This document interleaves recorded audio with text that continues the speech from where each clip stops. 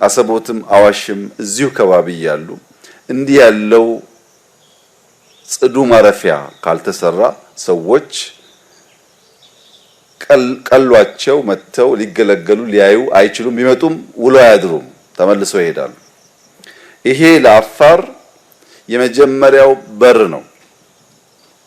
ከዚህ ስንቀጥል ከአሰቦት በኋላ አፍዴራን ያየን እንደሆነ በብዙ የዓለም ቦታ ላይ ሊታይ የማይችል ነገር በአንድ በኩል ሀብት በሌላ በኩል ደግሞ ውበት የሚታፈስበት ቦታ ነው።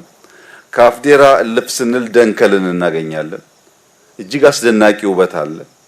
ኤርታሌ አለ። ብዙ ቦታ ፍልውሃዎች ሲፈልቁ የሚታይበት ክልል ነው። ይህንን ውብ ክልል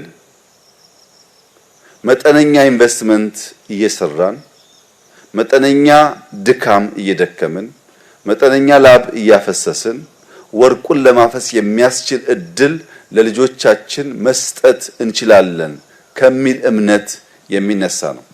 አፋር ምድሩ ብቻ ሳይሆን ሰውም በእጅጉ የተባረከ ነው። ሀገሩን የሚወድ ብርቱ ትጉህ ህዝብ ነው። ለዚህ ህዝብ እንዲህ ያለውን ስራ መስራት፣ አይን መግለጥ፣ የተፈጥሮን ጸጋና ውበት ማሳየት መቻል ለኛ እንደ ትልቅ እድል የሚወሰድ ነው። አፋሮች ስለ ትጋት፣ ስለ ብርታት፣ ስለ መስራት፣ ስለ አለመዘናጋት ብዙ ይናገራሉ። ከዚህ ንግግራቸው መካከል አንዱ በአፋር የሚታወቅ አባባል እድል ያንቀላፉ ሰዎችን አትቀሰቅስም ይላል። አፋር እድል አለች፣ ካንቀላፋችሁ ግን አትቀሰቅስም።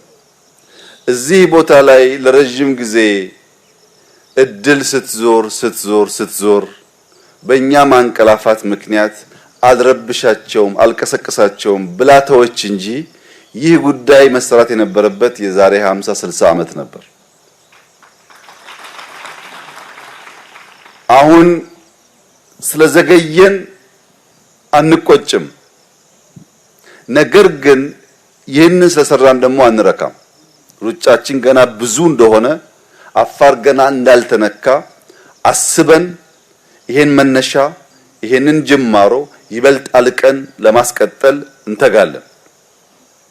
ሁልጊዜም ለውጥ ተዘጋጅቶ ለሚጠብቁ ሰዎች የሚበረከት ጸጋ ነው። ያልተዘጋጀ ሰው እዚህ ቢመላለስም የባለፈውን የፓልም ፋርምም የዛሬውንም ብናሳየው ለለውጥ ዝግጁ ያልሆነ ሰው ማየት አይችልም።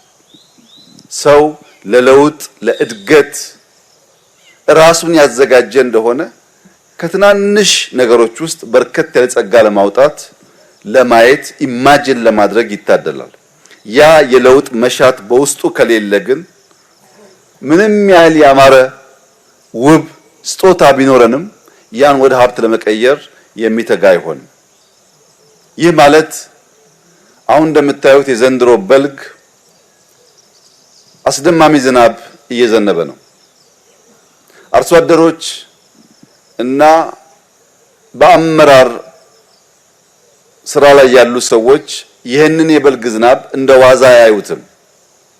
የበልግ ዝናብ በዚህ መጠን እየዘነበ ነው ማለት የሚቀጥለው ዓመት ጥጋብ ነው ማለት ነው።